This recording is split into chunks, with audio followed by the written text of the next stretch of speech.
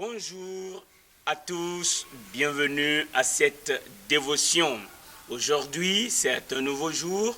La grâce du Seigneur est sur toi. N'oublie pas que tu es précieux pour Dieu et que Dieu compte avec toi. Dieu a besoin de toi. Dieu veut que tu sois bien portant, en bonne santé, fort, parce qu'il a besoin de toi. Il a besoin de tes mains, il a besoin de ton corps, il a besoin de tes yeux pour voir, il a besoin de ton cœur pour aimer. Alléluia, sache-le, tu es important pour Dieu. C'est pourquoi, toi qui es devenu enfant de Dieu, tu as besoin de savoir que Dieu t'aime et parce qu'il t'aime, il te conserve sa bonté. Dieu voit les circonstances par lesquelles tu passes. Même toi qui n'as pas encore connu Christ, sache qu'il y a un Dieu qui t'aime, qui connaît tes besoins, qui connaît tes circonstances. C'est pourquoi nous sommes tous bienvenus.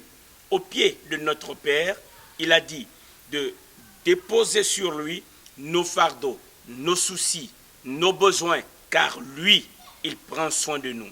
Alors aujourd'hui, nous venons à ses pieds pour écouter sa parole. Je t'invite donc à ouvrir ta Bible dans Ésaïe, le prophète Ésaïe, au chapitre 61, à partir du verset 1. Prête attention à la parole de Dieu.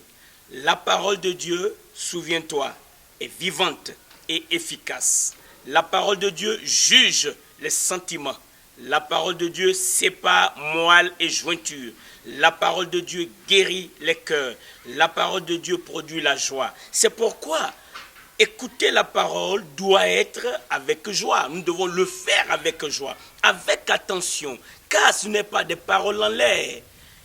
La parole déclare, Ésaïe l'a dit, la parole de Dieu ne retournons pas à Dieu sans effet. C'est pourquoi, quand elle est lancée, saisis-la, accepte-la. Aujourd'hui, tu vas écouter la parole de Dieu. Ce ne sont pas mes paroles. Tu vas entendre ma voix, mais c'est la parole de Dieu. Alors, Ésaïe 61, à partir du verset 1, je lis, « L'Esprit du Seigneur, l'Éternel, est sur moi. » Merveilleux. Car il m'a oint pour porter de bonnes nouvelles aux malheureux. Il m'a envoyé pour guérir ceux qui ont le cœur brisé, pour proclamer aux captifs la liberté et aux prisonniers la délivrance. Au verset 2, nous lisons, pour publier une année de grâce de l'Éternel et un jour de vengeance de notre Dieu. Et il termine le verset 2 pour dire, et c'est là mon point ce matin, pour consoler tous les affligés. Es-tu affligé? L'Éternel t'apporte sa consolation. Celui qui te connaît à l'extérieur, il connaît tout autour de toi, il voit tout autour de toi, il connaît le contexte dans lequel tu vis. Aujourd'hui, il choisit de t'apporter sa parole, parole de consolation. Quand Dieu veut te consoler, il tient compte du contexte dans lequel tu te trouves et il sait ce qui se passe à l'intérieur de toi. Comment se trouve ton cœur?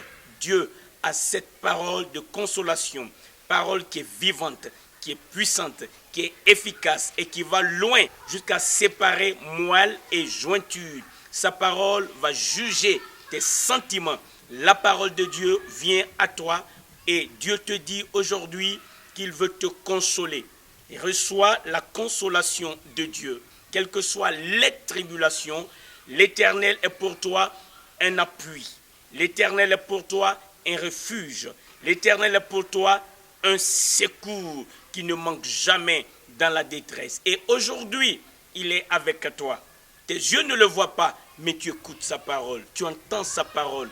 Et sa parole te dit exactement ce qu'il veut faire dans ta vie. Toi qui m'écoutes, Dieu veut te consoler. Dieu veut te renvoyer libre si tu étais captif. Dieu veut te redonner l'espoir. Accepte son espoir. Accepte sa vie.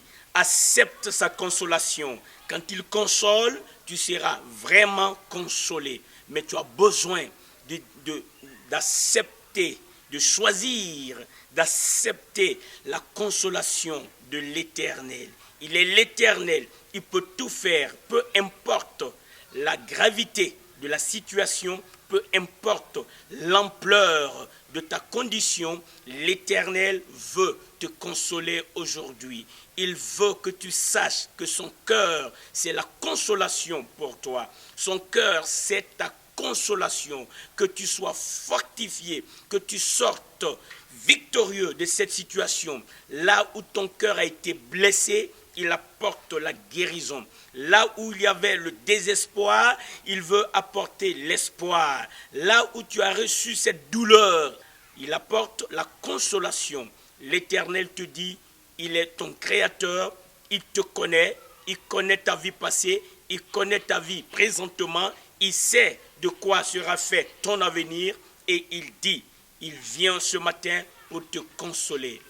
Si tu n'as pas encore reçu Christ, voici l'occasion pour toi de recevoir Jésus-Christ. Ces propos de Ésaïe le prophète ont été lus par notre Seigneur Jésus-Christ lorsqu'il était sur la terre. Et il a dit que cette parole prononcée par le prophète Ésaïe a connu son accomplissement. Car c'est lui, Jésus-Christ, qui est venu pour guérir ceux qui avaient le cœur brisé. C'est lui qui est venu annoncer la bonne nouvelle au peuple. C'est lui qui est venu pour consoler ceux qui étaient opprimés. Aujourd'hui, il est vivant, car il a payé le plus grand prix pour toi en mourant sur le bois de la croix. Il a été enseveli. Il est ressuscité, gloire à son nom. Jean, l'un de ses disciples, a reçu la révélation de Jésus-Christ glorifié. Ce Jésus dont je te parle, c'est celui qui est glorifié, qui a été glorifié. Celui qui est sorti vivant du tombeau. Quand Jean l'a vu, Jean est tombé à ses pieds comme mort. Et Jésus-Christ, mon Seigneur, a posé sa main droite sur Jean. Il a dit, Jean, ne crains point. J'étais mort, mais maintenant, je suis vivant au siècle des siècles. Il a dit, je suis le premier et le dernier. Je tiens les clés de la mort et du séjour des morts. Il est vivant, le Seigneur Jésus, et il veut venir à toi. Il a déjà payé le prix. Il veut que tu le confesses comme ton Seigneur. Il veut venir avec sa classe de vie en toi pour te restaurer, pour te consoler, pour te donner la base de la consolation. Il est le consolateur. Le Seigneur, il a payé le prix pour toi. Aujourd'hui, tu peux choisir de confesser Jésus-Christ comme ton Seigneur. Si tu veux le faire, écoute cette promesse. La parole de Dieu déclare que si tu confesses de ta bouche le Seigneur Jésus-Christ et que tu crois dans ton cœur que Dieu l'a ressuscité des morts, tu seras sauvé. Quelle belle promesse. Alléluia. Être sauvé de la mort, être sauvé de l'angoisse, être sauvé de l'oppression. Voilà ce que le Seigneur veut faire pour toi. Si tu entends cette parole aujourd'hui, n'endurcis pas ton cœur. Choisis de confesser Jésus-Christ comme ton Sauveur, comme ton Seigneur, et tu seras sauvé. C'est la promesse de Dieu. Si tu veux le faire, là où tu te trouves, tu peux simplement fermer les yeux avec moi et je vais te conduire dans cette brève prière et après quoi je prierai pour toi. Ô Père Céleste, aujourd'hui tu me donnes le droit de t'appeler mon Père Céleste puisque tu m'as donné le pouvoir de devenir enfant de Dieu. J'ai ouvert mon cœur pour accepter que Jésus-Christ est mort pour mes péchés. Maintenant qu'il est vivant, je le confesse comme mon Seigneur. Merci, Seigneur Jésus, d'avoir payé le prix pour moi. Merci pour ton amour pour moi. Maintenant que tu me sauves, je suis heureux, je t'appartiens. Je vais glorifier ton nom. Aide-moi, apprends-moi à marcher durant le reste de ma vie sur terre. Alléluia.